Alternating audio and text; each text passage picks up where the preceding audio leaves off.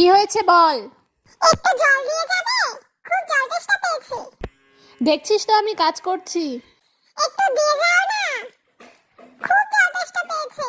অল্প একটু হলেই হবে। এখানে এসে খেয়ে যাও। ওমা, দিয়ে যাও না, দিয়ে যাও না প্লিজ, দিয়ে যাও। আমি গেলে কিন্তু একটা চড় খাবি। ঠিক আছে, যখন চার মারতে আসবে তখনই না হয় এক গ্লাস জল নিয়ে এসো।